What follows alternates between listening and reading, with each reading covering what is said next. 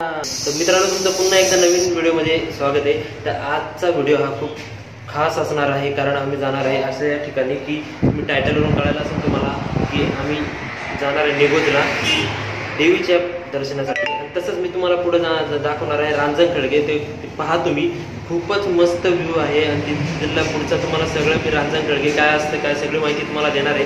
आता आलोय मी राजुरीला नाश्ता करण्यासाठी। तर नाश्ता करतो आणि मग निघतो, खूप भूक लागलेली आहे। पटकनी नाश्ता करतो आणि तुम्हाला नंतर भेटतो। आणि जो मला पहिल्यांदा आता पाहतोय, नवीन चेहरा पाहतोय, तर त्यांनी सबस्क्राईब करा चॅनल तोपर्यंत आणि लाईक करा व्हिडिओला। चला पटकनी नाश्ता करतो आणि तुम्हाला लगेच नंतर भेटतो।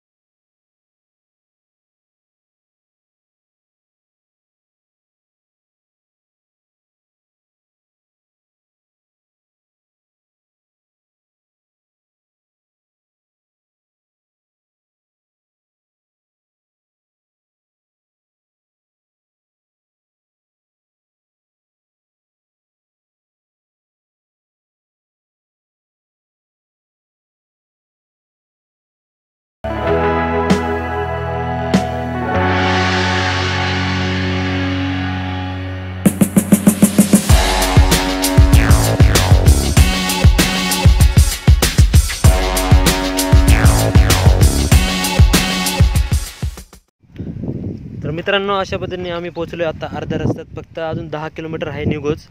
तर इथं थोडा वेळ मी थांबलो आहे। तर निगोजला पोहोचण्यासाठी आता कमीत कमी अर्धा तास तरी लागेल, कारण रस्ता खराब आहे। इथून फक्त 10 किलोमीटर राहिलेले आहेत। पण उत्सुकता पण खूप लागलेली आहे की मनाला की कधी पोहोचतोय, कधी रांजण खळगेन, कधी देवीचं दर्शन होते। तर अशा पद्धतीने तुम्ही आता पाहिलं असेल मोठो ब्लॉगमध्ये की कसे रस्ते आहेत, कसे काय। तर 31 तारखेला मी तुम्हाला बोललो होतो की 31 तारखेला एक लाईव्ह केलं होतं मी व्हिडिओ। तर त्या लाईव्ह व्हिडिओमध्ये मी तुम्हाला बोललो होतो की यूट्यूब चॅनल मी एक तयार करणार आहे टेक्निकल बाबतीत, हे तुम्हाला बोललो होतो। तर ते मी तो तुम्हाला व्हिजिट करायचं आहे, तर तुम्ही खाली लिंक दिलेली आहे, मी त्या लिंकवर तुम्ही जा आणि त्या चॅनलवर व्हिजिट करा। कारण मी त्या टेक्निकल बाबतीत सगळ्या गोष्टी ज्या काय मोबाईल गॅजेट्स वगैरे सगळ्या काही गोष्टी असेल मी त्यात तुम्हाला माहिती देणार। मी त्यात माहिती सांगितलेली आहे। तर तो आहे टेक सागर म्हणून तुम्ही नावाने तयार केलेला आहे। तर आता अशा पद्धतीने लवकरात लवकर आपण पोहोचू आणि तुम्हाला पुढचा व्ह्यू दाखवतो। व्हिडिओ क्लोज करू नका। तर मित्रांनो, अशा प्रकारे मी पोहोचलो आहे निगोजमध्ये पोहोचल्यावर आता मंदिराच्या बाहेर तुम्हाला मी आता मंदिरात गेल्यावर दाखवतो। मळगंगा देवीची मूर्ती होणार आहे आणि तसंच तुम्हाला त्या मंदिर कसं बांधलेलं आहे किंवा आजूबाजूचा परिसर पण तुम्हाला दाखवणार आहे। तर त्याचप्रमाणे त्याच्यानंतर थोडं पुढं गेल्यावर बारव आहे, त्या बारवामध्ये घागर निघते। तर ते बारव तुम्हाला पण दाखवणार आहे की त्याच्यात ते एक दिवस यात्रा असते, त्या यात्रेच्या दरम्यान ती घागर, तर त्या बारवामधून ती घागर तिथे निघत असते। तर निगोजमध्ये हे मंदिर आणि बारव हे खूप प्रसिद्ध आहे।